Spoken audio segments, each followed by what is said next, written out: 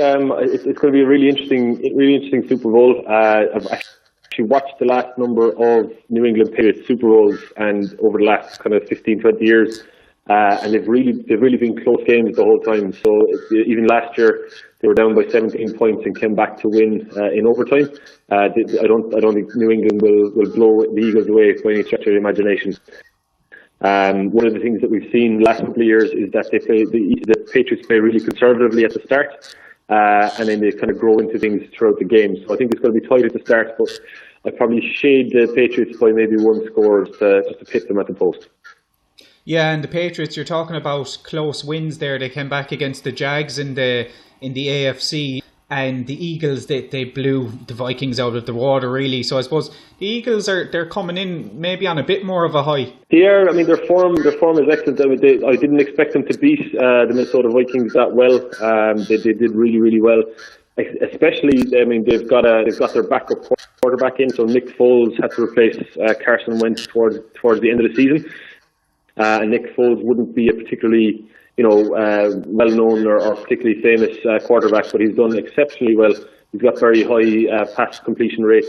He's not taking risks with the ball, and he's really he's keeping the Eagles in the game. They've got a very strong run game, so they've got Jay and also LeGarrette Blount, who is an ex-Patriots running back. So he won the Super Bowl for the Patriots last year, and he's moved across to the Eagles. So they'll have their the Patriots offensive playbook. They also have an ex-Patriot on defense as well. So Chris Long is one of the top DNs in the league, and he played with the Patriots last year and has come across to the Eagles. So I think the Eagles will be really well positioned. They'll have huge knowledge of the Patriots, but obviously the Patriots with Belichick and Tom Brady, you can't really write them off, unfortunately. Yeah, and Rob Gronkowski, their tight end, it'll be interesting to see if he plays. He should. The reports are saying he should play, but he's massive for them. They don't have too many attacking options other than him. We'll say Amendola and Cooks. You're looking at Gronkowski. Yeah. It could be a massive turning point if he doesn't play. Yeah, and I mean, I watched the Jags Patriots game. It was actually one of the best games I've seen in years. But Gronkowski took an absolutely unmerciful hit. So he's going through the concussion protocol at the moment. He's due to come back, but if he was missing, that would be a huge piece of the Patriots puzzle that's not available. Obviously, they do have a good kind of attacking cast. So Edelman, Amendola, Chris Hogan. But obviously the main piece is Tom Brady, and that's the kind of the focal point of their offense. He seems to be, ageless. He's 40 years of age now. He's going for his sixth Super Bowl, which is absolutely amazing. I think if he wins this, he's going to start getting into the realm of best player ever across US team sports. So it's really interesting to see that kind of level of performance. Yeah, and in a league that's kind of set up to keep an even playing field, you have the teams that's kind of ranked lowest in the season getting the highest draft picks. You've salary caps across. I suppose any kind of sports fan can appreciate the last 17 years. The Patriots with Belichick, with Tom Brady, obviously their owner Robert Kraft, phenomenal. The amount of 8 Super Bowl appearances, 5 Super Bowl wins. It's the league is set up not really to allow that. Yeah, and it's a really interesting phenomenon. Like as you said, the NFL is set up to kind of penalise strong performing teams and to help the lower performing teams. I think a big part of that is how Belichick runs his team, and he really he set up a strong program. And really kind of tells players if they want to come play, they have to adhere to what they call the Patriot way. So it means not taking big contracts. I mean, they're relatively big. They're obviously still millions of dollars, but they're not the highest paid players in the league. But also they have to really buy into the team and perform as a team. What that allows them to do is to build a higher quality roster of lower paid players that want to come in, win a Super Bowl. And then they can really kind of cherry pick free agents that are looking for that Super Bowl performance. Obviously, the main caveat to that is Tom Brady, and having a QB that's performing at such a high level for such a long period of time. I mean, he only missed one season out of 17 through injury, and having him there to kind of put it all together is huge, and he again is not the highest paid player in the league. As a 6-time or 5-time Super Bowl winner, he should be, but he's actually aware enough to say, if I get paid less, you can pay more money to bring in better players. So they've got a really exceptional trio there of Kraft, Belichick, and Brady, and it has allowed them to kind of keep that dynasty going for so long, which is really impressive. Yeah, so you said you kind of reckon the Patriots will shade it. Doug Peterson, I suppose the Eagles head coach, he's done a fantastic job this year. A lot of people are picking him for Coach of the Year. I mean, as you mentioned a while ago as well, when Carson Wentz went down, it seemed like they were no hopers. They got off to such a great start, but number 1 seeds in the NFC. You're saying it's going to be maybe a close Patriots win, but it really could go either way. Absolutely could, and I heard an interesting comment actually on Peterson. So back in 2007, I think it was, when Belichick had won his 3rd Super Bowl, Peterson was a high school coach in Louisiana. So that gives you an idea of the gulf in experience between the two coaches. But Peterson has led the Eagles, from a very, very poor season last year. He's turned them around in 1 year. So, obviously the drafting of Wentz has paid off, and he's a elite level quarterback, and hopefully he comes back from his injury just as strong. But to then react to losing such a player, has been absolutely exceptional, and bringing Nick Foles up to speed in terms of what he needs to do. The other thing he's been really strong on, he's been quite lucky with the GM, general manager that he has in the back office, is actually being able to acquire players. So they've amassed, similar to the Patriots, they've kind of amassed a load of players that have come together with the view to win a Super Bowl. They've not, asked for huge contracts, but they've brought in players, like, as I said, Chris Long and LeGarrette Blount from the Patriots, and they've brought them in and really gelled them into what was already a decently talented team, but they've added in huge production. I think the playoffs, they've got 57 points from free agents. So their kicker, their backup QB, they're both the running backs, and some of those players coming in have been hugely productive, and they've really brought the Eagles from what was a middling team or a 2nd or 3rd tier team last year to really going to give the Patriots a good run for their money, and could realistically win the whole thing. Well, the smart money is on the Patriots for sure. But if you were looking at this game in Philadelphia were playing against any other team in the NFL, with the same record as the Patriots, you'd say that they have a real chance. The game changer here is actually the fact that it's the New England Patriots, their history, their record, their attitude, and their approach to the big game. So Patriots could very well do better than slightly shaded, and win by 2 or 3 scores. Yeah, and I suppose looking at the Patriots, it's so long ago now that Belichick and Tom Brady started out, we'll say 17 years ago.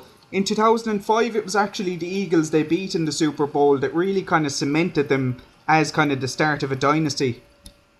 Yeah, it's interesting the relationship between the two of them. It's had the makings of one of the greatest coaches of all times, and a quarterback who didn't really stand out in any way. And it's the fact that they were able to work together and gel together.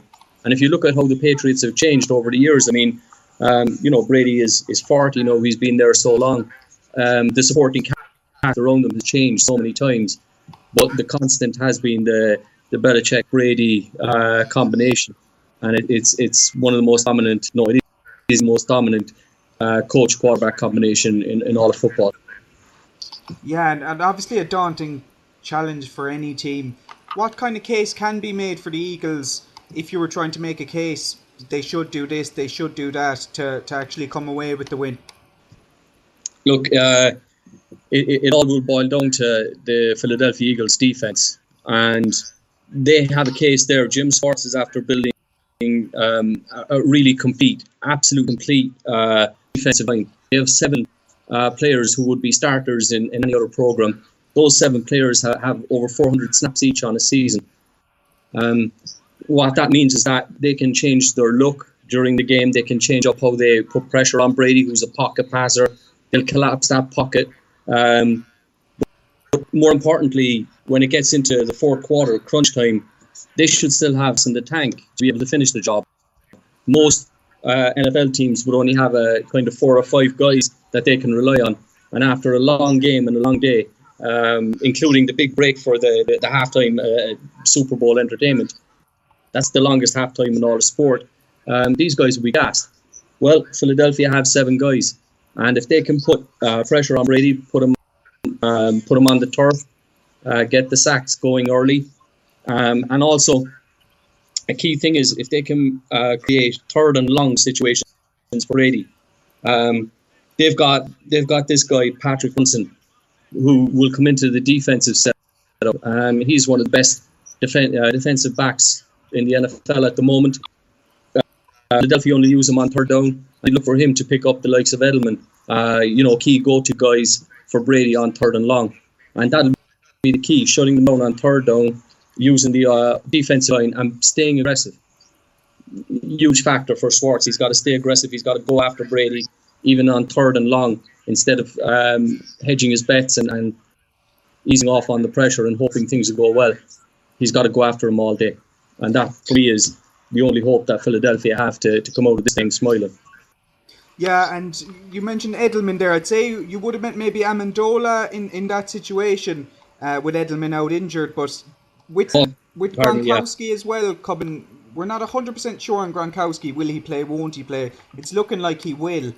Like, what a phenom of a player. If he doesn't play, the Eagles have obviously such a better chance, don't they? Not really, because if you go back to my original statement, the support cast for Brady has changed. Oh, and that's my mistake. I mean, all these parts are interchangeable. The only part that they can't function without is Tom Brady himself. And, they've proven that in the past. I mean, Gronk wasn't there, through the playoffs, so they're still in the Super Bowl. It didn't take them off track. So they'll find a way to win. The only game changer on their team really is the man in the middle, Brady. And, he'll work with anybody. And the system is so solid that these guys will slot in and out and become effective. If you look at it from a purely football perspective, these guys don't make huge plays, like spectacular plays, but they make consistent plays, and they don't make mistakes. And that's what makes them so effective and so dominant on offense. You're looking at sort of the defense making mistakes and allowing these guys, letting them off the hook so many times. Last year, I was just looking at the Edelman catch, which is probably why he's on my mind. And in that play, the defensive back Allen, I mean, he should have intercepted that football. The amazing catch, the tip ball, and it was juggled and it was caught. That should have been intercepted in the first place. And the second player coming in, the safety Neal for the Atlanta Falcons, he had a free shot at Edelman, but he decided to try to catch the football instead. He'd have hit Edelman, it would have been game over.